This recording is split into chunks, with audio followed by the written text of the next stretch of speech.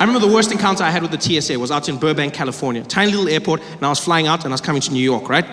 And so I'm in Burbank Airport and I go through security, and then for some reason I was beeping. I don't know why. I walk to the metal detector and I beep. Go out, beep, go out, beep, go out. And every time I have to take something off, I got a beep, and the agent, he's just losing it. The whole time he's like, take that off, take it off. And I'm going like, beep, beep, beep, beep. He's like, take that off, take it off. And I come back, he's like, take that off. He's getting more and more angry. I'm basically naked right now, and he's losing it. Like I felt like an underperforming stripper. It was horrible. He's just like, And finally he's like, you know what, just get out here. And so I walk to the side, he's like, go ahead and put your hands up. I put my arms up, and he whipped out a little personal metal detector. Yeah, it looks like a midget sword, right? But they call it the wand. That's what they call it, the wand. And so he whips that out, yeah, because that $100,000 machine, that's play.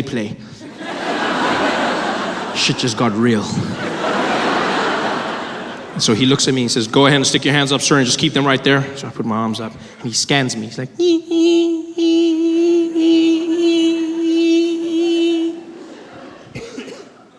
You got any metal objects on you? I'm like, well, then what was that for? If you were gonna ask me anyway, then what was this? The foreplay to my honesty? What is this? Why?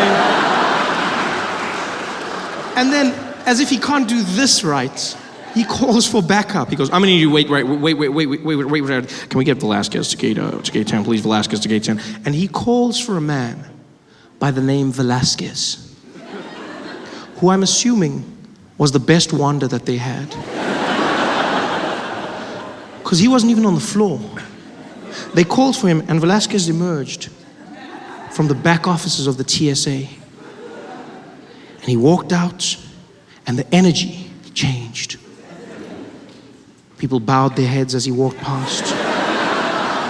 Everyone gave him a little nod. You could see he was special, and he didn't look like it. He didn't look like much. You know, Velasquez was a little Mexican man, very long mustache, big chest, and he was very short, really, really short guy. But he didn't feel short. Like he looked short, but he didn't feel short. Do you know what I mean? Like he had this thing. You know those short people that are so confident, it looks like they just chose to grow low. He had that energy.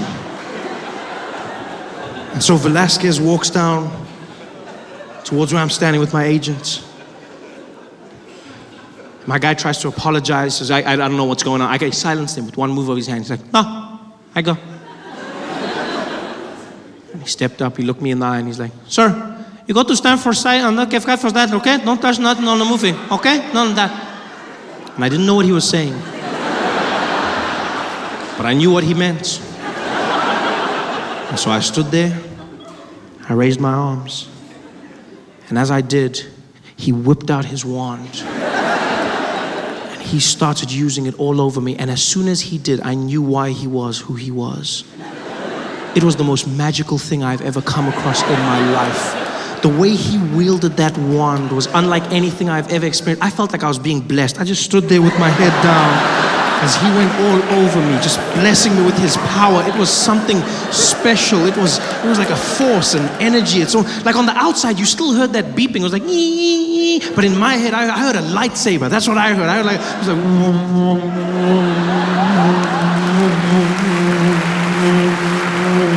because he was to me, a little Mexican Jedi. In fact, that's exactly what he was. He was my Mexican Jedi. Which, by the way, I feel would be a welcome addition to the Star Wars franchise.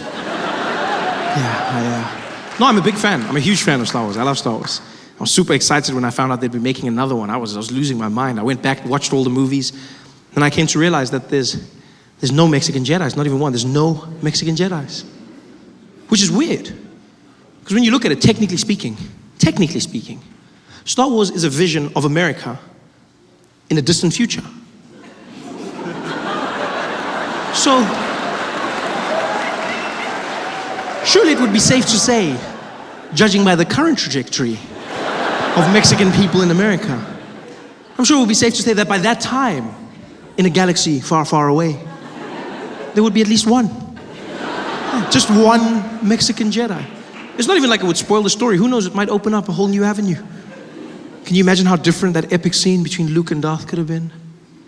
Them battling it out on the Death Star. The moment of realization.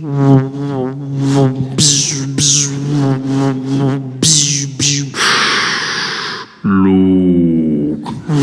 What do you want, you evil man? Luke. What do you want from me? No. Luke, man. Luke.